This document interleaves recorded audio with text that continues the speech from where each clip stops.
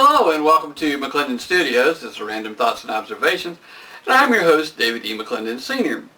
And today I'm going to talk about Wedding Wednesday, and it's a prompt that you'll look down below. You'll see the link to Genia Bloggers that we got through Genia Bloggers, and hopefully that you'll follow that prompt or that link down there and see a little bit more about Genia Bloggers. If you're into genealogy, that's a wonderful site to visit. Anyway, I'm going to tell you about the day that my beautiful child bride and I got married. Now, my beautiful child bride is named Suzanne, and we got married on November the 3rd of 1984. It started out, you probably saw the post that I made about my father, Papa Bruce, proposing to Suzanne. He proposed to her, and things were set in motion almost immediately. Suzanne and I had planned to get married, and I'd actually proposed to her. It's just we hadn't set the date exactly yet. And so I called and made arrangements with the local church for the date that she had picked out. We were going to get married on that date. Everything was working and looking good. And then my mother got involved. My mother said, "You really need to go and see Miss Sharp. She's a wedding consultant. She does weddings all the time, and she could probably help you." So we decided, okay, we'll go and see her. So we went to see this lady, and she suggested to us, no, you don't want to get married on a week when either Clemson or Carolina are having home games because people won't show up. Well, as it turned out, people showed up all right, but they were some of them were sitting up in the sound booth listening to the game on the radio. And so scheduling it for a different time really didn't help anyway. As it turns out, Suzanne and I really didn't get anything that we picked out for this wedding. My mother changed the color of the bridesmaids' dresses because she had this fabric that she could get, and she would have to order the other fabric, and she didn't want to order it. Anyway, so she changed the color of the bridesmaids' dresses. We changed the date was changed because of the suggestion of Miss Sharp, and the wedding venue was changed from mine and Suzanne's home church to my parents' home church. It was bigger, and the sanctuary was nicer, but it wasn't as cozy, it wasn't as convenient, and it just wasn't us. Anyway, Suzanne and I planned to get married on the 3rd of November, 1984, and of course we consulted with her Uncle Bobby, and her Uncle Bobby Ray was the one to officiate the wedding, and our friend Eddie Bledsoe sang at the wedding and did a great job. And then Linda Boggs played the piano, and Cindy Beasley played the organ. It was a nice day. But to start off with, Suzanne and I had decided, well, we knew our friends and that they would trash the car. And so I went and took the car that we were going to be driving off on the honeymoon and hid it in the parking lot at the hospital, which was just up the road from the church we were going to be married at. And we left the 65 Ford Galaxy out for the people to decorate. Well, let's go back to the rehearsal dinner. At the rehearsal dinner, after the rehearsal dinner, Suzanne and my mother and I assume my sister had to get together and do a few things in preparation for the wedding. And me and my father rode back to our house in the 65 Ford Galaxy. And we were coming down the road, and this guy pulled up next to us, and he was horsing his engine. And my father, who had always got known to me for speeding, said, "When the light turns green, let him get a little bit ahead and then smoke him." I'm like, is this the same man that used to take my car keys away from him for getting into a race or for driving too fast? So the guy got a little bit ahead, and I showed him what that Galaxy would do. It smoked him. Well, the next day was the day that we were getting married. Suzanne and my mother left the house before I saw her, and then I went on up and got dressed, went to the in the Galaxy, went to the church, went in the back of the church, and met with my groomsmen. And of course I didn't see Suzanne. We kept her, I guess you could say, under wraps till time for the wedding. I never saw her wedding dress until she walked down the aisle.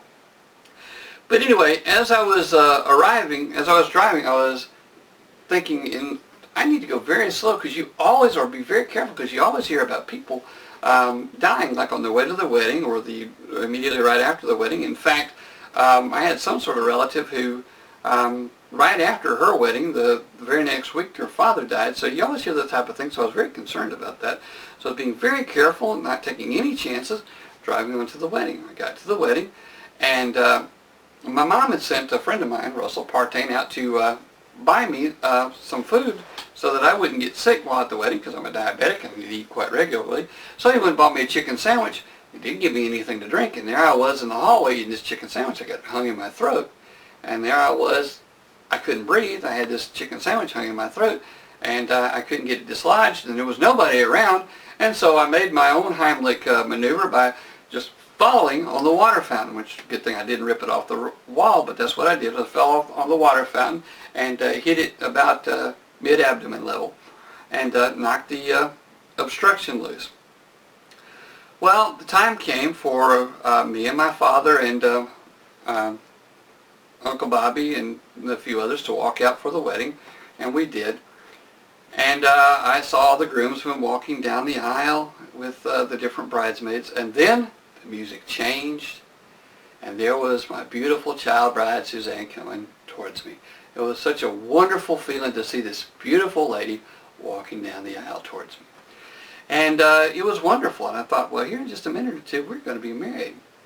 Well, the ceremony progressed, and we went after the ceremony, walked out, and we're supposed to have birdseed thrown at the reception, but instead our friends jumped the gun and they threw macaroni at us as we walked out the door, and they had decorated the galaxy with peanut butter cookies all over the thing. You couldn't get in the car without peanut butter getting on you, and Suzanne didn't want to get in the car and mess up her dress. And then we had to go back inside to get pictures taken. So we went back inside, and Suzanne was mad because, or upset because they didn't leave her anyway to get in the car without messing up her dress. Well, we rode from the wedding to the reception in my mother's car.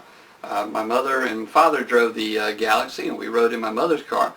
And then as we were at the rehearsal, and Suzanne and I mean not the rehearsal, but the reception, and Suzanne and I couldn't really see one another for even a brief second, because about the time we get together, somebody else wanted to talk to us, pull us over, people we hadn't seen in a long time, pull us over to the corner to talk with us, and couldn't eat anything because every time we tried to eat, somebody else would come and talk to us, and there you are, you forget to eat. And so then by the time it was time for Suzanne to throw the bouquet, and after throwing the bouquet, we went to change clothes to get ready for the leaving, and everybody else left. We came out, and practically everybody was gone.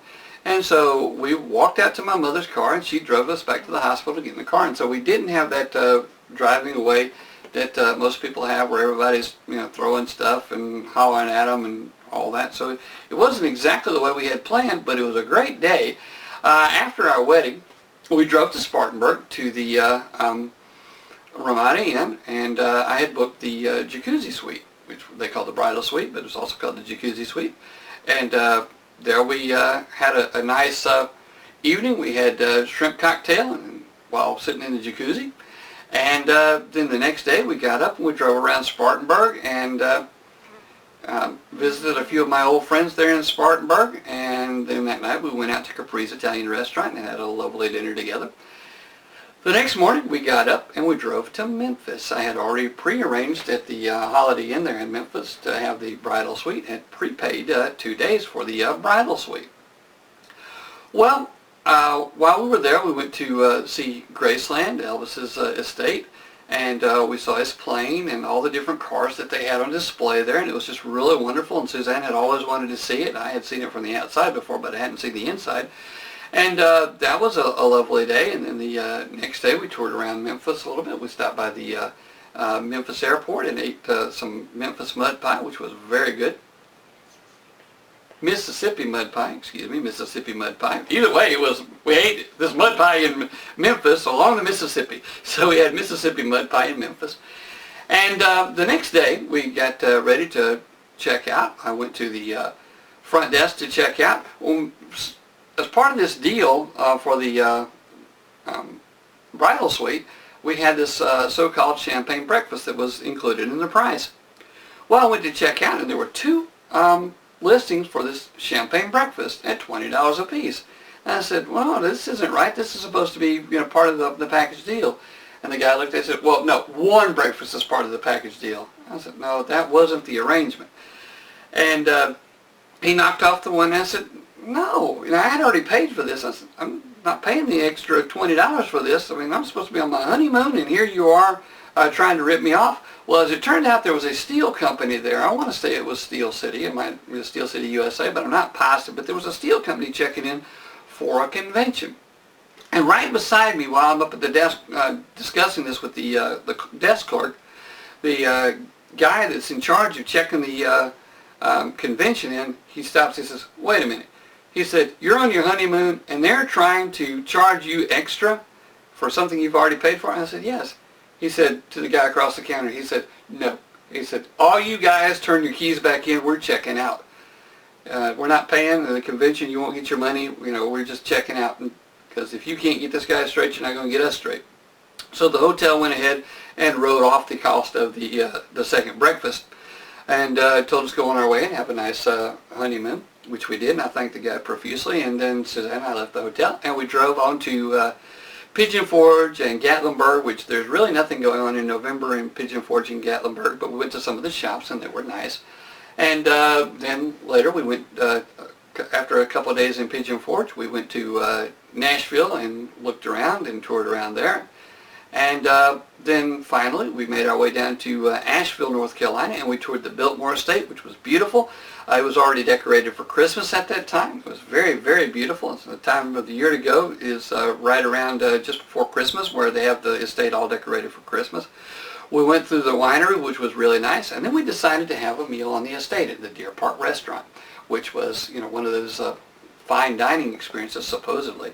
And the one thing we found about fine dining is that you pay a lot of money to get bad food and very little of that. And the food wasn't terrible, but they had this dressing. We were having turkey and dressing, and this dressing had oranges in it, which we weren't used to. But once we finished our meal, we were still hungry.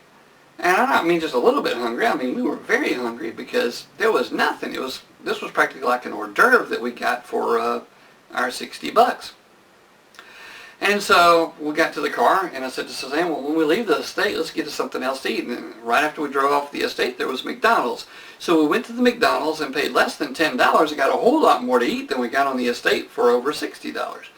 And then we drove on back home to our brand new house to spend our first night in our new house. While we were gone, my parents had gone ahead and arranged for our a bed to be purchased. So we moved in. We had a bed, and that was pretty much all there was in the bedroom was that bed. And we had a little bit of other furniture in the house.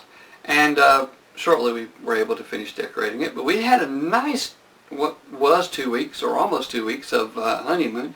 We spent a wonderful time, and we've been happy with one another. A beautiful child bride, Suzanne. I'm very fortunate to have her. There's a couple of times in my life, if I didn't have her, I wouldn't be here. Like when I had the necrotic toe, my toe had basically rotted off, and I was very, very sick, couldn't hardly hold my head up, and called the doctor. The doctor office said, well, we can't see you. This was a Monday. We can't see you till Thursday. So I laid down and I slept till Thursday. And Thursday, she got me up, got me to the car, got me to the doctor's office, and at the doctor's office they said, no, it's not this Thursday, it's next Thursday. And I was ready to just lay down and die. And Suzanne put her foot down and said, no, you'll see him today. And that's what they did. I went in and the doctor said, I can't treat you as an outpatient. I said, well, what have you got to do? And so they sent me on to the emergency room in Sugar Land and admitted me for this necrotic toe. And had I gone another day, according to one other doctor, the necrotic toe would have taken over and poisoned my body completely, and there would have been no turning back. Another time, her and my oldest daughter got me to the hospital after I had a stroke. I wasn't capable of taking care of myself, and they took care of me. And if it wasn't for my beautiful child bride then, I wouldn't have made it through that either. And so I'm very fortunate to have her. I love her very much. And I'm very fortunate to have my oldest daughter, the tech support here, just off camera. Y'all can't see her, but she's over here like, what am I, chopped slivers? But fortunately for me, I had... Fortunately Fortunately for me, I had my beautiful oldest daughter to help me, and my beautiful child bride Suzanne on that one. Well, that's the story of our wedding day and a little bit more. And like I say, look at the links at the bottom of this for the Genia bloggers to get a little idea about some genealogy, or if you have any other memes that you like to send to us, please do so. This was Wedding Wednesday, and you'll see the different suggestions in the bottom of it, or where it came from.